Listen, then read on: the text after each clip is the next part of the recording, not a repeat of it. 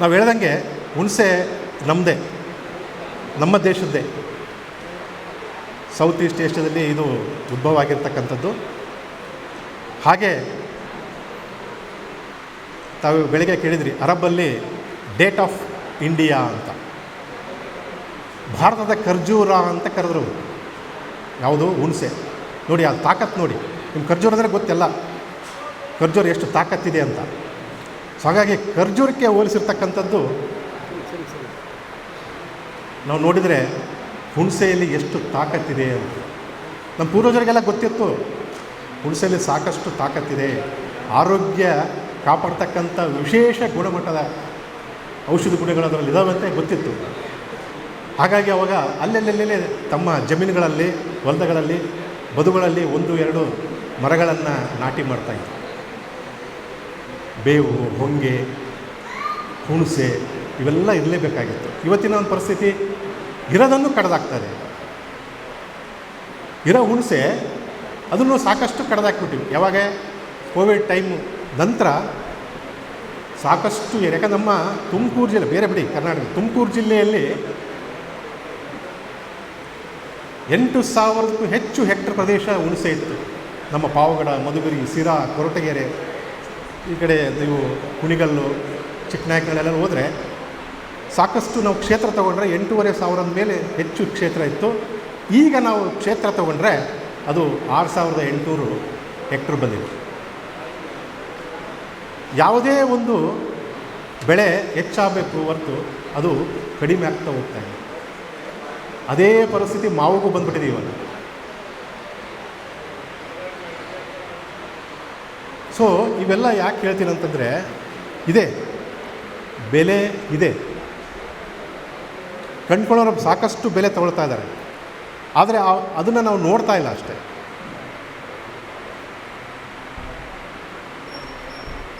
ಈಗ ಸಾಕಷ್ಟು ತಾವು ವೈವಿಧ್ಯವಯ ನೀವು ನೋಡ್ತಾ ಇದ್ದೀರ. ತಳಿಗಳು ಬೆಂಗಳೂರು ಲೋಕಲ್, ಬೆಂಗಳೂರು ಗ್ರಾಮಾಂತರ ತಳಿ ಅಂತೀವಿ, ತುಮಕೂರು ತಳಿ ಅಂತೀವಿ, ಮೈಸೂರು ತಳಿ ಅಂತೀವಿ, ಉತ್ತರ ಕನ್ನಡದ ಹೋದರೆ ಅಲ್ಲಿ ಧಾರವಾಡ ತಳಿ ಅಂತ ಕರಿತೀವಿ. ಸಾಕಷ್ಟು ಲೊಕೇಶನ್ ಸ್ಪೆಸಿಫಿಕ್ ವೆರೈಟೀಸ್ ನಮ್ಮಲ್ಲಿ ಇದ್ದಾವೆ ಹುಣಸೆಯಲ್ಲಿ. ಸೊ ನಮ್ಮ ಒಂದು ಸಂಸ್ಥೆಯಿಂದ ತಮಗೆಲ್ಲ ಗೊತ್ತಿದೆ, ಲಕ್ಷ್ಮಣ ಹುಣಸೆ ಬಹಳ ಉತ್ಕೃಷ್ಟವಾಗಿರ್ತಕ್ಕಂಥ ತಳಿ. ಸೊ ಒಂದು ಹುಣಸೆಕಾಯಿ ನಾವು ತಗೊಂಡ್ರೆ ಅದರಲ್ಲಿ 40-45% ತೊಳೆ ಇರುತ್ತೆ. ಇನ್ನು 25-30%, 32% ಬೀಜ ಇರುತ್ತೆ. ಇನ್ನು 12-15% ನಾರು ಇರುತ್ತೆ. ಸೊ ಯಾಕೆ ಹೇಳ್ತೀನಂದರೆ, ಈ ಮೂರೂ ಆ ಹುಣಸೆ ಕಾಯಿ ಆಗಿರ್ತಕ್ಕಂಥದ್ದು, ಆ ಮೂರಕ್ಕೂ ಇವತ್ತು ಮಾರ್ಕೆಟಲ್ಲಿ ಬೆಲೆ ಇರ್ತಕ್ಕಂಥದ್ದು. ಸೊ ಹಾಗಾಗಿ ಈ ಪೊಟೆನ್ಷಿಯಲ್ಲು ಅರಿತು ಇವತ್ತು ಸಾಕಷ್ಟು ಕಂಪ್ನಿಗಳು ಮುಂದೆ ಬಂದಿದ್ದಾವೆ.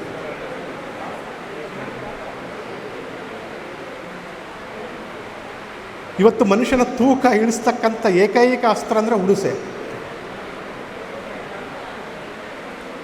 ಅಲ್ಲಿ ಗೊತ್ತಿರ್ಬೋದು ಕೆಲವರಿಗೆ, ಏನಪ್ಪ ಹುಣಸೆ ಹುಳಿ. ಆದರೆ ಮಾನವನ ತೂಕವನ್ನು ಅಚ್ಚುಕಟ್ಟಾಗಿ ಇಡ್ತಕ್ಕಂಥ ಏಕೈಕ ಬೆಲೆ ಎದರಲ್ಲಿದೆ ಅಂದರೆ ಹುಣಸೆಯಲ್ಲಿದೆ.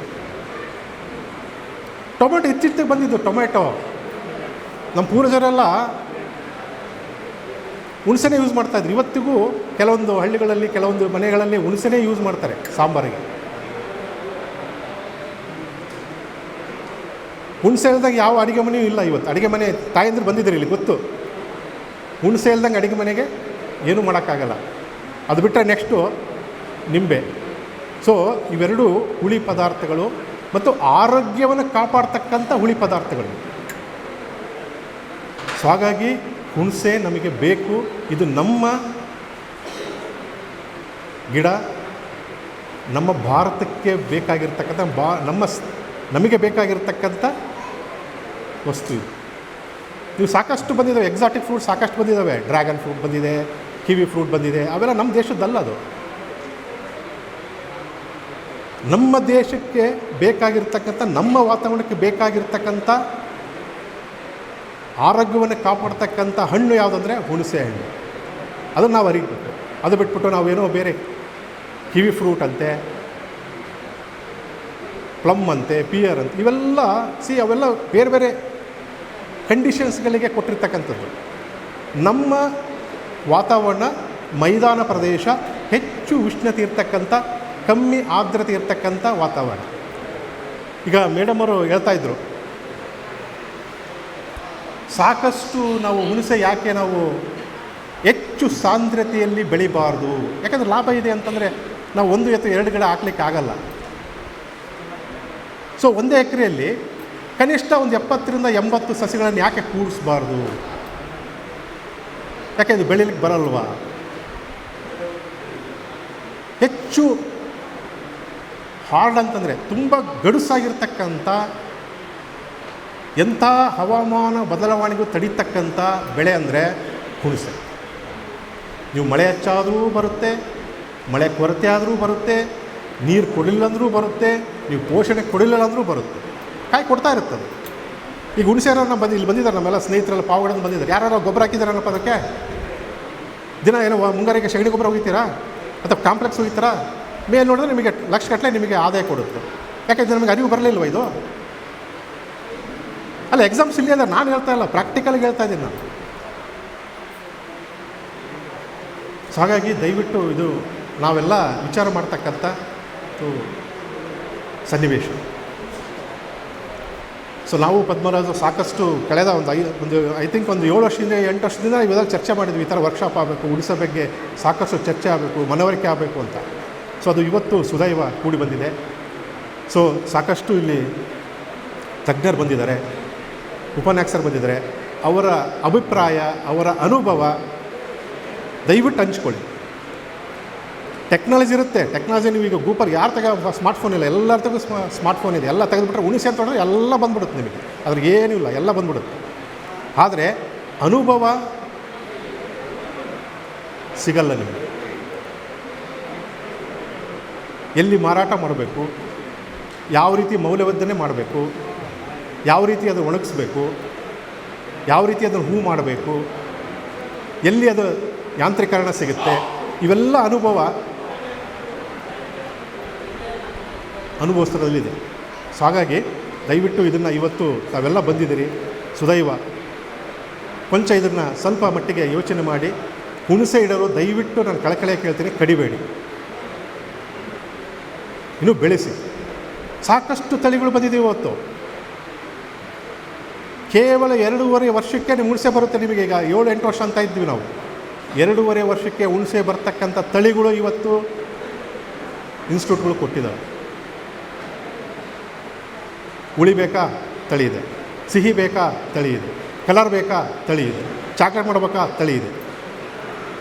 ಯಾವುದು ಇಲ್ಲ ಹುಣಸೆಯಲ್ಲಿ.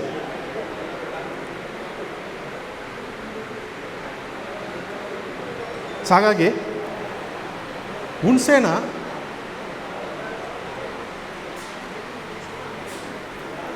ಹೆಚ್ಚು ಸಾಂದ್ರತೆಯಲ್ಲಿ ಬೆಳೀತಕ್ಕಂಥ ಪದ್ಧತಿ ಇನ್ನೂ ಶಿಫಾರಸ್ಸಿಗೆ ಬಂದಿಲ್ಲ. ಯಾಕೆ ಅಂತಂದರೆ ಹುಣಸೆಯ ಗುಣಧರ್ಮ ಅದನ್ನು ಸ್ವಲ್ಪ ನಾವು ಅರಿಬೇಕಾಗುತ್ತೆ. ಪಾವಗಡದಲ್ಲಿ ಸಾಕಷ್ಟು ಹೈ ಡೆನ್ಸಿಟಿ, ಹೆಚ್ಚು ಸಾಂದ್ರತೆಯಲ್ಲಿ ಬೆಳೆದು ಫೇಲ್ ಆಗಿರ್ತಕ್ಕಂಥ ರೈತರು ಉದಾಹರಣೆಗಳು ಸಾಕಷ್ಟಿದ್ದಾವೆ. ಯಾಕೆ ಅಂತಂದರೆ ಹುಣಸೆ ಹೂ ಬಿಡಬೇಕು ಅಂತಂದರೆ, ಕಾಯಿ ಬರಬೇಕು ಅಂತಂದರೆ ಆರ್ದ್ರತೆ ಮೀಡಿಯಮ್ ಆಗಿರಬೇಕು. ಹೆಚ್ಚು ಆರ್ದ್ರತೆ ಇದ್ದರೆ, ಅಂದರೆ ವಾತಾವರಣದಲ್ಲಿ ನೀರಿನ ಅಂಶ ಜಾಸ್ತಿ ಪ್ರಮಾಣದಲ್ಲಿದ್ದರೆ, ಮೋರ್ ದ್ಯಾನ್ 70 to 80% ಆರ್ದ್ರತೆ ಇತ್ತಂದರೆ ಹೂ ಬರಲ್ಲ, ಚಿಗುರು ಬರುತ್ತೆ. ಹಾಗಾಗಿ ಕ್ಲೋಸರ್ ಸ್ಪೇಸಿಂಗು ಸದ್ಯಕ್ಕೆ ಹೆಲ್ಡಪ್ ಆಗಿದೆ. ಅಂಥ ವಿಶೇಷ ತಳಿಗಳು ಈಗ ಉದ್ಭವ ಆಗಿದ್ದಾವೆ. ನಮ್ಮ ನಾಟಿ ತಳಿಗಳಲ್ಲಿ ಈ ಕೊರತೆ ಇದೆ. ಆರ್ದ್ರತೆ ಜಾಸ್ತಿ ಆಯ್ತಂದರೆ ಹೂ ಬರಲ್ಲ. ಹಾಗಾಗಿ ನಾವು ನಮ್ಮ ನಾಟಿ ತಳಿಗಳನ್ನು ಎಲ್ಲೆಲ್ಲಿ ಹೆಚ್ಚು ಸಾಂದ್ರತೆಯಲ್ಲಿ ಬೆಳೆದಿದ್ದಾರೆ ಅಲ್ಲಿ ಬರೇ ಚಿಗುರು ಬರ್ತಾಯಿದೆ. ವೆರಿ ಸಿಂಪಲ್ ಇದು. ಅದಕ್ಕೆ ಸಾಕಷ್ಟು ಔಷಧಿ ತಂದು, ಗೊಬ್ಬರ ತಂದು, ನೀರು ಏನೇನೋ ಮಾಡಿದರೂ ಅದು ಸಾಧ್ಯ ಆಗಲಿಲ್ಲ. ಈ ಒಂದು ಕಾರಣದಿಂದ ಮಾತ್ರ ನಮಗೆ ಚಿಗುರು ಬರಲಿಕ್ಕೆ ಸಾಧ್ಯ. ಸೊ ಇದು ನೀಗಿಸ್ಲಿಕ್ಕೆ ಕೆಲವೊಂದು ವಿಶೇಷ ತಳಿಗಳನ್ನು ಬಿಡುಗಡೆ ಮಾಡಿದ್ದಾರೆ. ಅವು ಗಿಡ್ಡ ತಳಿಗಳು ಅಂತ ಕರಿತೀವಿ. ಈಗ ನಮ್ಮಲ್ಲಿರ್ತಕ್ಕಂಥ, ನಮ್ಮ ಜಮೀನಲ್ಲಿರ್ತಕ್ಕಂಥ ನಮ್ಮ ತಾತಂದಿರು ಪೂರ್ವಜರು ಹಾಕಿರ್ತಕ್ಕಂಥ ತಳಿಗಳು ಇವತ್ತಿಗೂ ನಮ್ಮ ದೊಡ್ಡ ಮರಗಳಾಗಿ 50, 60, 100 ವರ್ಷಗಳನ್ನ ನಾವು ನೋಡ್ತಾ ಇದ್ದೀವಿ. ಅದನ್ನು ಹೊರತುಪಡಿಸಿದರೆ ಈ ಒಂದು ವಾತಾವರಣಕ್ಕೆ ಹೆಚ್ಚು ಆರ್ದ್ರತೆ ಇದ್ದರೂ ಸಹ ಹೂ ಬಂದು ಕಾಯಿ ಕೊಡ್ತಕ್ಕಂಥ ತಳಿಗಳನ್ನು ಇವತ್ತು ಬಿಡುಗಡೆ ಮಾಡಿದ್ದಾರೆ. ಅವು ಕೆಲವೊಂದು ವಿಶೇಷ ತಳಿಗಳು ನಮ್ಮ ವಿಜ್ಞಾನ ಕೇಂದ್ರದಲ್ಲಿ ಸಿಗ್ತವೆ.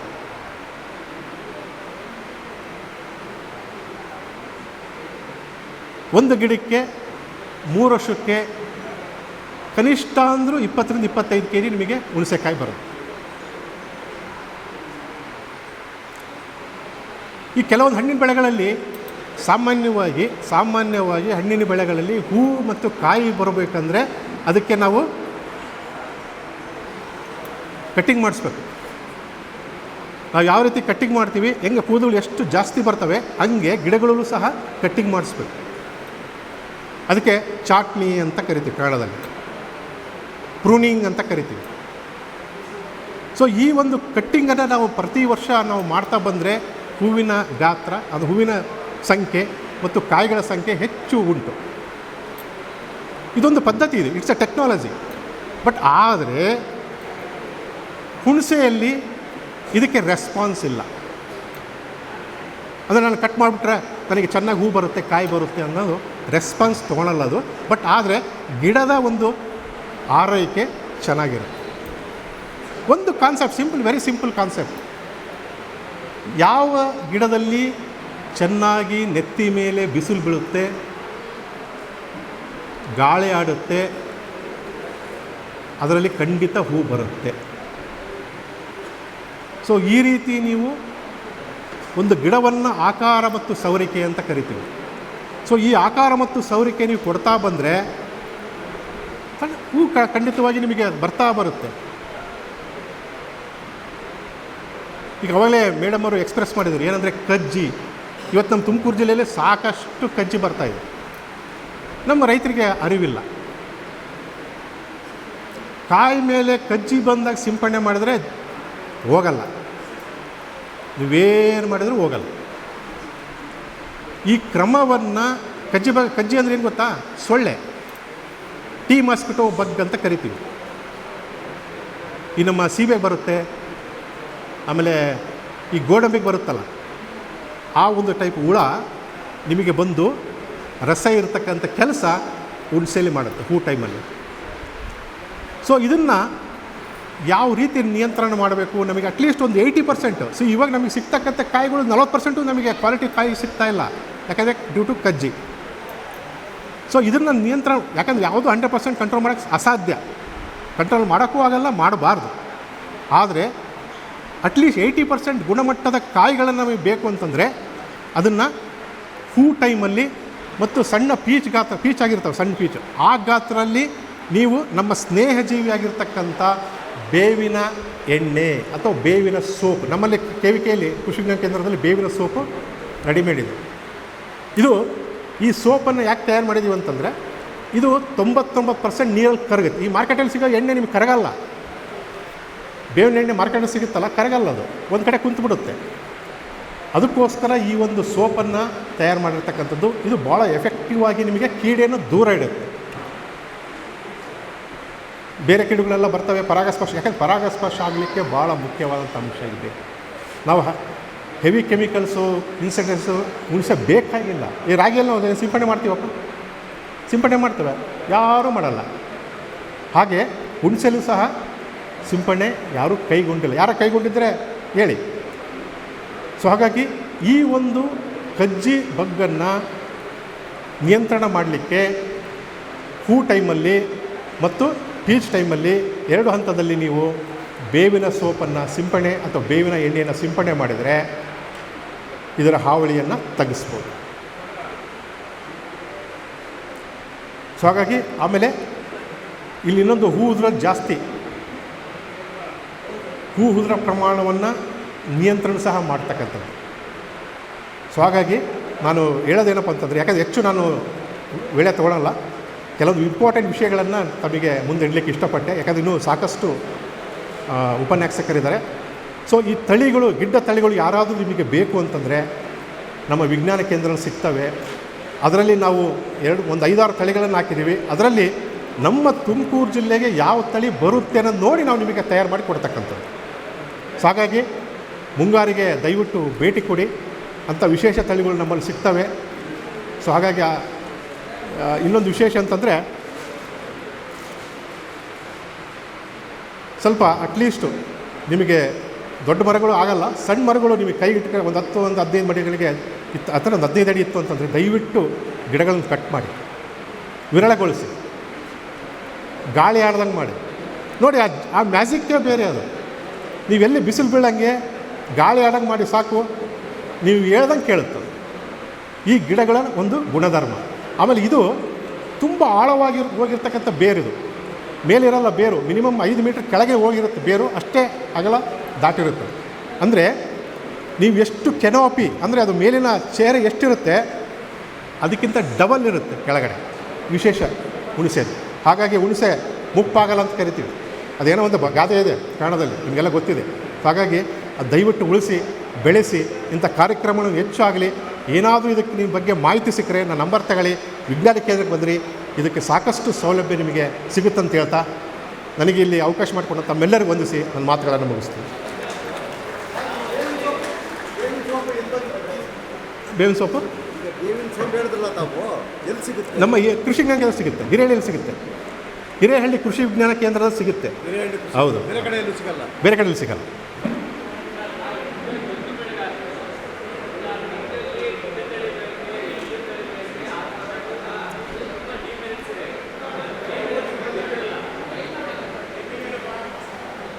ಬನ್ನಿ ಬನ್ನಿ ಬನ್ನಿ.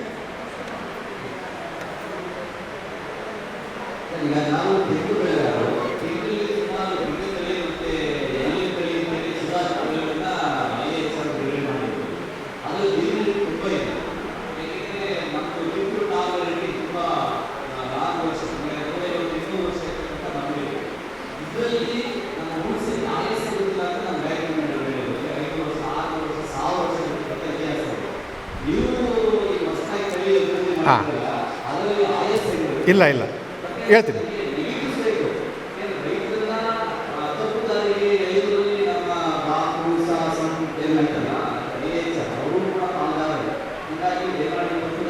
ಇಲ್ಲ ಇಲ್ಲ ಕರೆಕ್ಟ್, ಒಳ್ಳೆ ಪ್ರಶ್ನೆ ಕೇಳಿದ್ರಿ. ನಮ್ಮ ಹಳೇ ನಾಟಿ ತಳಿಗಳಲ್ಲಿ ನಮ್ಮ ಸರ್ ಹೇಳ್ದಂಗೆ ಸುಮಾರು 100 ವರ್ಷ, 200, 300 ವರ್ಷಗಳಿದ್ದಾವೆ. ಬಟ್ ಈಗ ಬಿಡುಗಡೆ ಆಗಿರತಕ್ಕಂಥ ತಳಿ ನಿಮಗೆ 30 ವರ್ಷ. ಅಂದರೆ ನಿಮಗೆ 2 ವರ್ಷಕ್ಕೆ ಶುರು ಆಗುತ್ತೆ. ಇದು 8 ವರ್ಷ 10 ವರ್ಷ ಬೇಕು. ನಿಮಗೆ 2 ವರ್ಷಕ್ಕೆ ಶುರು ಆಗುತ್ತೆ, 25ರಿಂದ 30 ವರ್ಷಕ್ಕೆ ನೀವು ತಗೊಳ್ಬೋದು ಫಸಲು. ಹಾಗಾಗಿ ಆ ಉದ್ದೇಶದಿಂದ ಇದು ತಳಿಗಳನ್ನು ಬಿಡುಗಡೆ ಮಾಡಿದ್ರೆ ಹೆಚ್ಚು ಇಳುವರಿ ಕೊಡ್ತಕ್ಕಂಥ ತಳಿಗಳನ್ನು ಮಾಡಿದ್ದಾರೆ. ಸೊ ನಾವು ಹಾಕಿರೋದೆಲ್ಲ ಬೀಜದಿಂದ ಮಾಡಿರೋ ಮರಗಳೆಲ್ಲ ಸುಮಾರು 8-10 ವರ್ಷ ಬೇಕು. ನಿರಂತರವಾಗಿ ಹಂತ ಹಂತವಾಗಿ ಅದು ನಿಮಗೆ ಇನ್ಕ್ರೀಸ್ ಆಕ್ಯಂತ ಹೋಗುತ್ತೆ. ಇಲ್ಲಿ ಮುಂಚಿತವಾಗಿ 2 ವರ್ಷಕ್ಕೆ ನಿಮಗೆ ಫಲವನ್ನು ಕೊಡ್ತಕ್ಕಂಥದ್ದು ಬೇಗನೆ. ಯಾವುದೇ ಆಗಲಿ, ಯಾವುದೇ ಎಕ್ಸ್ಟ್ರಾಕ್ಟ್ ಮಾಡಿದರೆ ಅದು ಅದರ ಆಯಸ್ಸು ಮುಗಿದ ಹೋಗುತ್ತೆ. ಬಟ್ ನಮಗೇನಪ್ಪ ಅಂದರೆ ವೈಜ್ಞಾನಿಕವಾಗಿ ನೀವು ಹುಣಸೆ ಮಾಡಬೇಕು, ನಾವು ಹುಣಸೆ ಬೆಳೆಗಾರ ಆಗಬೇಕು, ನಾನು ಹುಣಸೆ ಹೆಚ್ಚು ಫಲವನ್ನು ತೆಗಿಬೇಕಂದ್ರೆ ಇಂಥ ತಳಿಗಳು ನಾವು ಮಾಡಿ. ಈಗ ಎಲ್ಲದರಲ್ಲೂ ಬಂದಿದೆ ಯಜಮಾನ್ರೆ, ಎಲ್ಲದರಲ್ಲೂ ಬಂದಿದೆ. ಈಗ ತೆಂಗಲ್ಲಿ ಬಂದಿದೆ, ಮಾವಲ್ಲಿ ಬಂದಿದೆ, ಹುಣಸೆ ಎಲ್ಲದರಲ್ಲೂ ಬಂದಿದೆ. ಇವಾಗ ಯಾವುದು ನಾವು 100 ವರ್ಷ ಇಟ್ಕೊಳ್ಳೋದು ಯಾವ ಲೆವೆಲಿಗೂ ಇಲ್ಲ, ನಾವು ಇರೋದು ಇಲ್ಲ ಅವಾಗ. ಬಟ್ ಆದರೆ ಮುಂದಿನ ಪೀಳಿಗೆ ಕೊಡಬೇಕಲ್ಲ ನಾವು, ಅದನ್ನು ಅಚ್ಚುಕಟ್ಟಾಗಿ ನಮ್ಮ ಜಮೀನನ್ನು ನಮ್ಮ ತಂದೆ ಯಾವ ರೀತಿ ಕೊಟ್ಟರು ಆ ರೀತಿ ನಾವು ಅವ್ರಿಗೆ ವಾಪಸ್ ಕೊಡೋದು ಒಂದು ಉದ್ದೇಶ. ಅಂಥ ಉಪ ಬೆಳೆಗಳನ್ನು ನೀವು ಬಹು ಬೆಳೆಗಳ ಪದ್ಧತಿಯನ್ನು ಬೆಳೆದು ನಾವು ಮಾಡಬೇಕು.